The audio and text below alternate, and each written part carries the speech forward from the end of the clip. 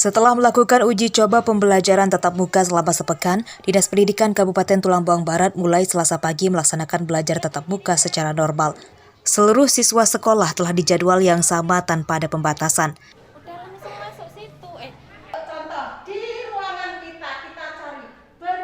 Seperti terpantau di SD Negeri 1 Dwi Kora, Kecamatan Gunung Agung, Tulang Bawang Barat pada Selasa pagi. Seluruh siswa dari kelas 1 sampai dengan kelas 6 masuk sekolah. Meski demikian, pembelajaran tatap muka di sekolah ini tetap menerapkan protokol kesehatan secara ketat. Tidak bisa kita lihat, tapi kita rasakan. Contohnya. Sebelum masuk ruang kelas, seluruh murid dan guru diminta melakukan cuci tangan, pemeriksaan suhu tubuh, tempat duduk siswa diberi jarak, serta wajib menggunakan masker.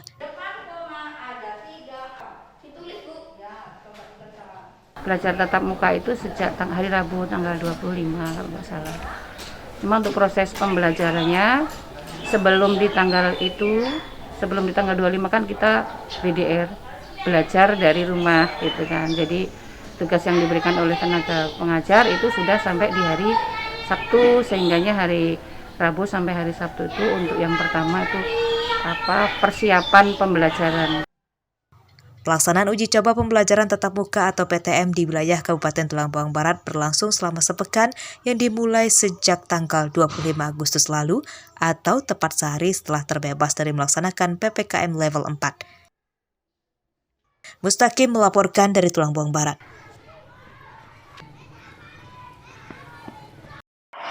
Evaluasi kepada seluruh sekolah memberikan peringatan, teguran. Selain di Tulang Bawang Barat, pelaksanaan pembelajaran tatap muka juga digelar di Lampung Utara. Selasa kemarin merupakan hari pertama pembelajaran tatap muka di Lampung Utara setelah selama hampir 2 tahun melaksanakan sistem belajar secara daring. Bupati Lampung Utara Budi Utomo mengatakan pembelajaran tatap muka ini dilakukan secara terbatas dan menerapkan protokol kesehatan ketat sesuai instruksi Kementerian Pendidikan. Jadwal pembelajaran dibagi 2 gelombang pagi dan siang dengan kapasitas murid 50% per kelasnya. Sekolah bahwa sudah disiapkan Satgas Covid karena apa? Untuk mengawasi pada saat proses belajar mengajar kalau ada anak-anak yang lalai menggunakan protokol kesehatan. Untuk kebijakan yang dilaksanakan pada saat ini yaitu siswa ini 50% yang melaksanakan kegiatan belajar tatap muka. Bergantian maksudnya nanti yang 50% pada hari berikutnya. Pembelajaran tatap muka ini disambut gembira para pelajar, khususnya mereka yang duduk di kelas 7. Mereka akhirnya bisa bertemu langsung dengan teman sekelasnya yang selama ini dikenalnya hanya melalui grup kelas di WhatsApp. Senang gitu. Bisa ketemu kawan-kawan. Terus? Bisa ketemu sama guru, bisa kenal sama guru-gurunya gitu. Ya, senang. Senang ya? Iya. Selama ini kalau daring di rumah gimana? Ya belajar sendiri. Gimana Dek perasaannya setelah kegiatan belajar mengajar tatap muka kembali dilaksanakan? Lebih senang, lebih bisa berinteraksi, dan lebih bisa ketemu sama teman-teman lagi, nggak daring lagi. Terus? Bahagia ya? Iya. Pembelajaran tatap muka di Kabupaten Lampung Utara serentak dilaksanakan oleh seluruh sekolah tingkat SD dan SMP. Untuk tingkat SMA belum seluruhnya menggelar PTM karena menjadi kewenangan Dinas Pendidikan Provinsi Lampung. Ardio Haba melaporkan dari Lampung Utara.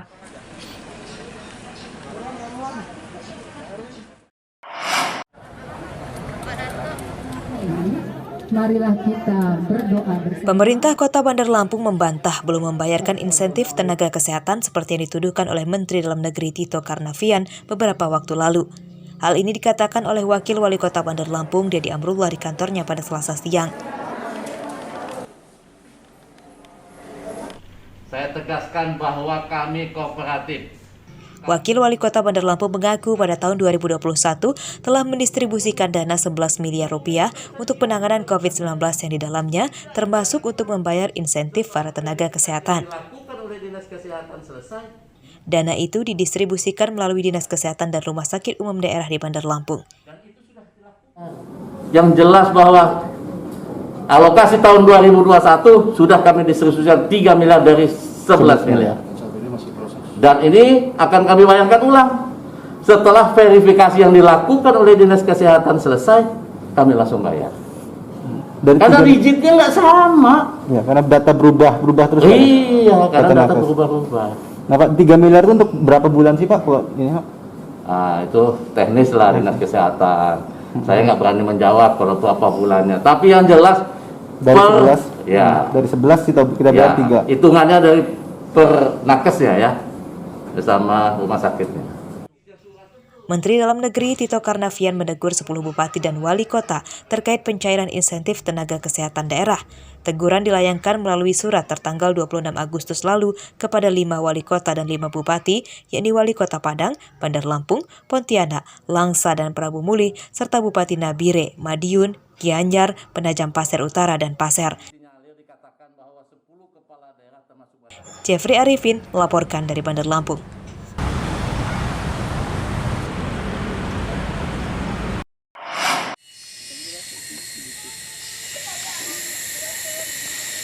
Sebanyak 5 anggota Lembaga Himpunan Pemekonan atau LHP Desa Sukamulya, Kecamatan Sukau, Lampung Barat, pada Selasa pagi dilantik dan diambil sumpahnya. Pihak pimpinan aparatur desa menyatakan pelantikan digelar karena masa jabatan pejabat LHP sebelumnya sudah habis pada 8 Agustus 2021 lalu. Pelantikan dilakukan Camat Sukau di Balai Desa Sukamulya dengan protokol kesehatan ketat serta dihadiri undangan terbatas dari warga dan TNI serta Polri. Bersedia diambil sumpahnya? Dan untuk LHP yang baru, termasuk ketua dan anggotanya, itu mengharapkan ada kerjasamanya dengan Pratin dengan aparatur PEKON ke depannya. Mudah-mudahan jabatan LHP yang baru ini yaitu bisa kondusif, bisa bekerja sama, yaitu demi untuk membangun PEKON Sukamulya ke depan. Ketua LHP yang baru dilantik berjanji pihaknya akan terus mendukung pembangunan desa, sekaligus mengawasi kinerja aparat desa dalam menjalankan program-programnya. Kami akan memantau perjalanannya istilahnya kepemerintahan PEKON Sukamulya atau PEKON Sukamulya, sehingga nantinya apa-apa yang akan dilaksanakan baik itu fisik maupun sosial dan sebagainya supaya berjalan dengan baik.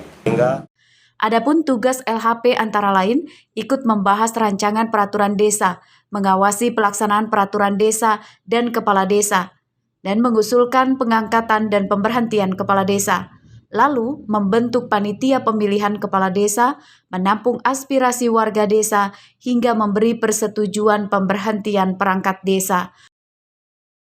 Rosandi melaporkan dari Lampung Barat.